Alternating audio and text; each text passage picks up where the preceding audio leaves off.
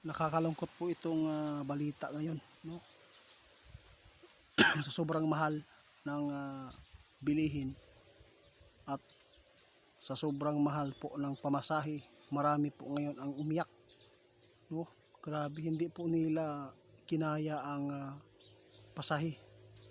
Sobrang mahal daw.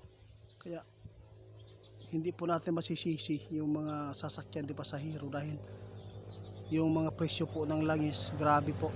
Kasama ko si Linyo po ngayon. Mayroon lang po siyang advice sa lahat po ng nahihirapan po sa buhay. Huwag lang po tayong mawalan ng pag-asa dahil sinabi po ng ating kaibigan dito na ang tao na magtiis balang araw may gantimpala. Yun po ang sinabi ng ating kaibigan. Oh, kaibigan. Oh, ito ang sabi ng ating kaibigan ngayon, mga idol. Huwag kayong mawalan. Laban lang hanggat marating po natin yung sinasabi po nilang taon na mayroon pong biyaya para sa mga mahihirap. Dahil po mga idol, posibleng lahat po ng naghihirap ngayon ay makaahon. Sinabi po ni Linyo, may nakita siya na sa taong sinabi niya na posibleng ang mga tao na nagtitiis sa kahirapan, posibleng makatanggap ng malaking biyaya, makaahon. O, tingnan mo.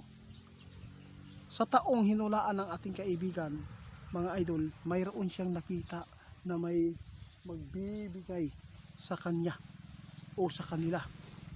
Yun po ang sabi ng ating kaibigan. May magbibigay po sa atin ng biyaya.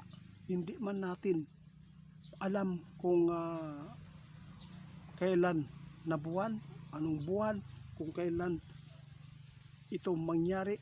Tandaan po ninyo, ito po ang mga ipinapaabot ng ating kaibigan ay sobrang ganda po ito, inspirasyon. Kaya sa lahat ng makapanood, huwag kayong mawalan, mga idol, ha.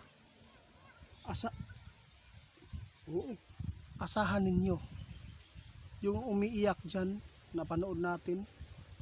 Laban lang, ma'am. Sinabi ni Linyo, may taon talaga na maahon tayo sa kahirapan dahil ibibigay po ang biyaya sa atin. Tandaan po ninyo yan, mga idol, ha.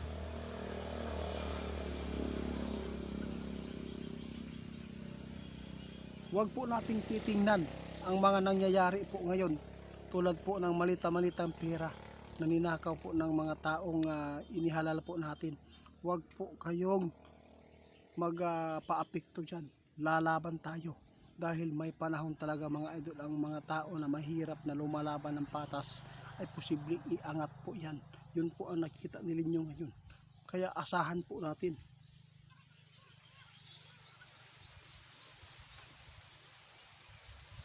Totoo yan, kaibigan. Alam po niyo, mga idol, hindi natin masisi din po ang mga tao na niangal sa presyo sa pamaliton. Tungod ani, mga dagan kayo naghilak. Muna sila nyo maghatag o inspirasyon sa inyo karon.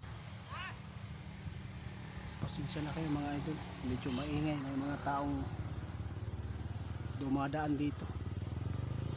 Ninyo, pasensya na po. Guys, salamat. Guys, ito lang po ang aking maipaabot sa lahat po ng makapanood sa amin. Huwag kayong mag-alala, mga idol, dahil proteksyon lang talaga tayo ng Panginoon, lalo na yung mga tao na sobrang hirap sa kanilang buhay. Kaya si kaibigan lagi pong nagpaalala sa atin, wala siyang nagpaabot sa atin na ikakapahamak, lahat po ay ikakabuti para sa atin. Sa ngayon nakikita natin ang kahirapan, nakikita po natin ang gulo. Pasalamat tayo ngayon, mga idol. Yun lang po ang ating na-experience. Yung hanap buhay natin ay sobrang matumal, lalo na sa sobrang mahal lang bilihin. Huwag lang tayo magpaapekto dahil pasalamatan natin ang Panginoon ngayon dahil hindi tayo tulad doon sa Iran. Aktual talaga ang kanilang sakripisyo, takot. Hindi po ninyo kita kung ano po ang sinapit nila. Pasalamat tayo, mga idol, kasi ang mga presyo lang po ang mahirap dito sa Pilipinas. Kung nakatikim tayo ng digmaan, kung ang aktual talaga ang Pilipinas nakasagupa, ito ang pinakamapait. Pero kung presyo lang, wag po ninyong iyakan yan. Yun po ang totoo. Laban lang dahil po mayroon pong biyaya na maibibigay po sa atin.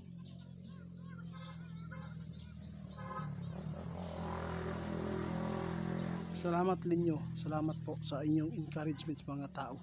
Guys, ang ating gawin po ngayon, kung nahihirapan man tayo sa hanap buhay, ano lang, magtiyaga, magtanim, dahil po yung mga tinanim po natin sa bundok, posible maaani po natin at malaking tulong po yan pagdating ng panahon.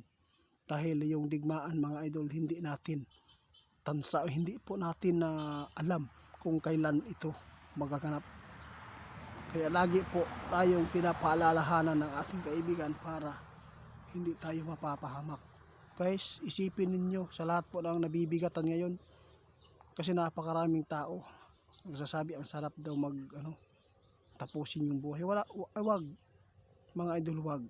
Hindi ninyo na-experience po ang na-experience sa Israel, Iran, yung mga tinatamaan ng missile, hindi nyo na-experience Kung ano man po ang nasa problema po ninyo, mas mabigat ang problema po nila dinadaanan po doon. Kasi ang problema sa atin, yung hanap buhay, na-stress tayo sa kulang yung pera. Tapos mahal ang mga bilihin. Pero sa totoo lang mga idol, sobrang napakabuti ang Panginoon sa atin. Dahil hindi niya tayo na binigyan ng mabigat na problema tulad po ng problema ngayon doon sa Iran, sa Israel. Salamat mga idol, sana maintindihan po ninyo. Ito po ang video ito ay para po ito sa mga taong maniniwala sa ipinapaabot namin, tulad po ng swerte na darating sa inyo.